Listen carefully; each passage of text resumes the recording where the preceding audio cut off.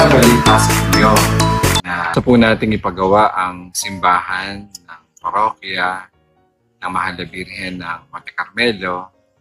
Ngayon naman po ang susubukan nating simulan at tapusin ang Pastoral Center ni San Lorenzo Ruiz.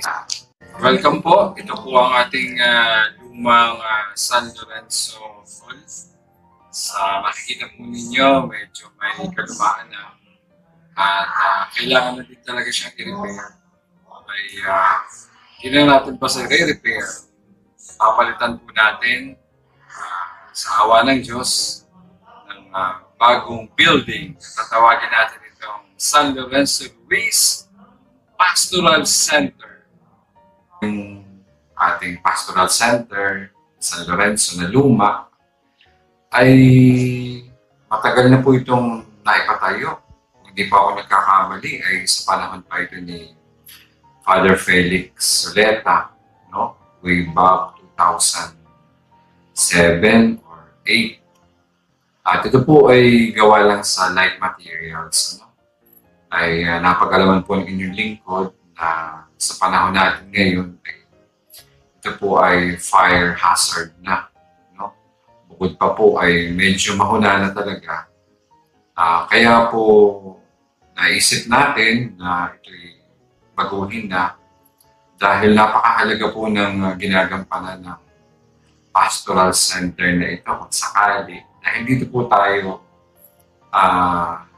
nagdiriwang ng salita ng Diyos, nagbabahaginan, nagmi-meeting, fellowship, nag-aagape. Madami pong purpose itong Pastoral Center na ito. Ito po ay ito po ang may tutulong ng Pastoral Center na ito para buuin at magkaroon ng malalim na kamalayan ng ating mga maliliit na mga komunidad na tayo'y bahagi ng iisang katawan ng ating Panginoon sa Kristo na nagkakaisa at nagmamahalan. Ang umaga po sa inyong lahat. Napakinggan niyo na ang boses ko kanina, medyo paus-paus na. Ang bubuunin po natin ay siyempre itong Pastoral Center natin, San Lorenzo Ruiz, Manila Pastoral Center. Pero hindi lang po ito, kasabay po dito, binubuo din natin ang ating sambayanan. Masyado pang malaki minsan yung sambayanan niya, no? Binubuo natin yung bawat isa. Paano ba natin mabubuo ang sambayanan kung durog ang bawat isa, kung wasak ang bawat isa? Kaya ho tayo nagsisikap na maipatayo itong Pastoral Center ay para tulungan po ang bawat individual na hubugin sa kanilang pagkatao, pagkakristyano at pagkasambayanan. Ulitin po, lagi pong mauuna yung human formation, kasama po yung edukasyon, yung pagpapakatao sa paghuhubog ng kristyanong pamayanan. At dito ho, madami na tayong gagawin talaga, napakadami. Kailangan po natin ang tulong ninyo ng bawat isa.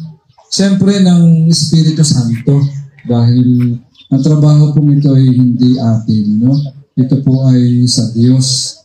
Kaya po nangangailangan ng maraming panalangin, ng pakikinig ng salita ng Diyos. Uutay-utayin po natin itong Pastoral Center na ito. Ayan lang ho, kagaya ng pagbubuo natin ng bawat isa. Pag kasi ang bawat isa ay nabubuo, utay-utay, ay tusang loobong dumadalo yung biyaya sa bawat isa. Kaya samahan niyo sana ang inyong lingkod. Hindi ho madali ito. Tayo ay dadanas ng iba yung pawis dito. Baka dugo pa nga. At saka kapal ng mukha. Pero hindi naman po ito personal lang inyong lingkod. Hindi ito personal ng Finance Council. Ito po ay atin. Pag ako'y lumalapit sa mga politiko, hindi ako lumalapit para ipagawa ang isang building. Naalala ko nung sa General Luna, kinukuha ho ni Governor ang building, siya na magpapagawa. Hindi po ako pumayag kasi nawawala ang owning. No? Ito po ay atin. No?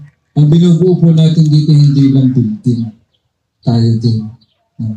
Aanin naman natin ang building kung tayo naman ay magkakagalit. No? Tayo ay wasak. No? Hindi na balang simple lang ang building pero tayo magkakasunto. No? Sa awa ng Diyos, sa biyaya ng Diyos.